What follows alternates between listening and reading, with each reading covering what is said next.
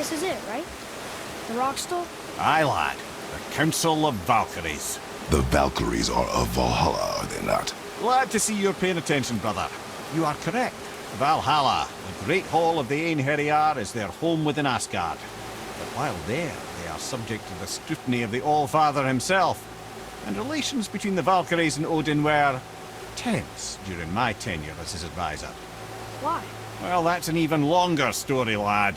For now, why don't we look around for some clues?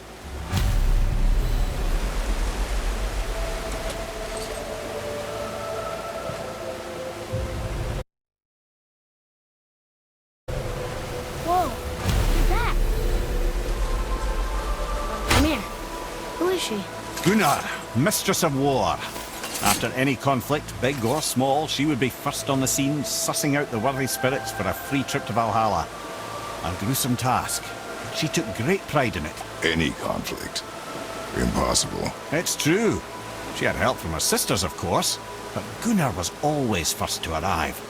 Her judgment of the fallen was unparalleled, and an invaluable resource to Odin.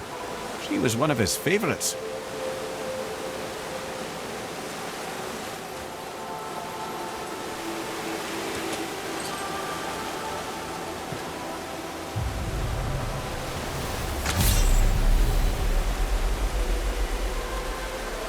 Ah, Gondul.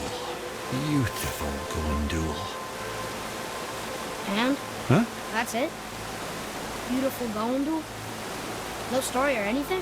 Oh, sorry, lad. The sight of Gondul always took my breath away.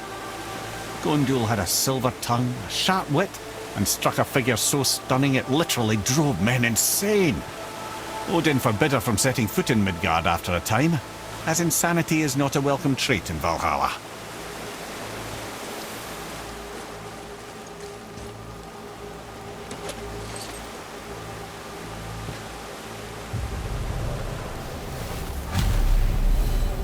This is none other than Geirdriful, the Master of Arms in Valhalla, responsible for arming and training Odin's Einherjar.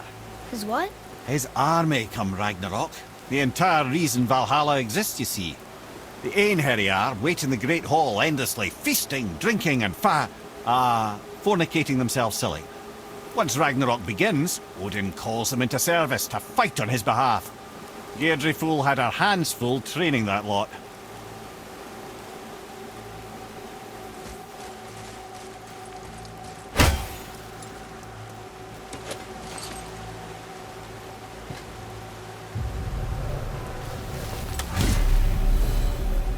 This, my friends, is Kara. Now, Valkyries are volatile by nature, but Kara, the lass is wild storm personified. A wild storm. Aye, calm and collected. Then the air would shift and the fury of her storm would unleash. It was beautiful in a way, assuming you could find proper shelter. Her tears would cleanse the blood-soaked battlefields.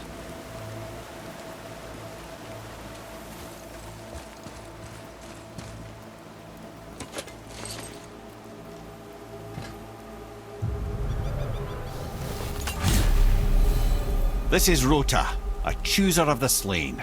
I thought all the Valkyrie did that. Not exactly, lad. Although that is what they're most famous for, and by far their greatest responsibility.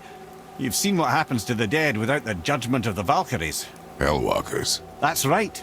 Rota, Gunnar, Skuld. Without them to clean up the aftermath of battle, hell overflows with souls meant for Valhalla. A sorry state of affairs. Rota must be beside herself.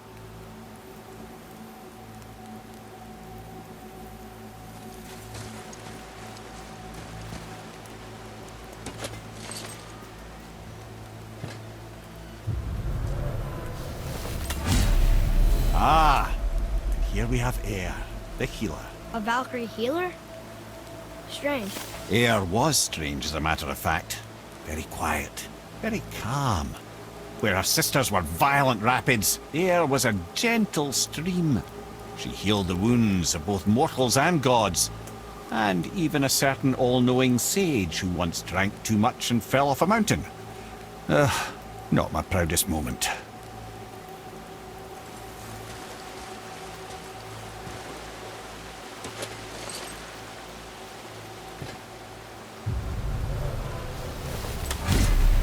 well. Hilda, Mistress of Battle. She and Odin got on quite well, actually. Her and the other Valkyries, not so much. She would spend most of her time here in Midgard observing discord between the living, and sewing some up herself from time to time. She lived for conflict. Some say she was conflict personified. I wonder what will become of her now that she's free.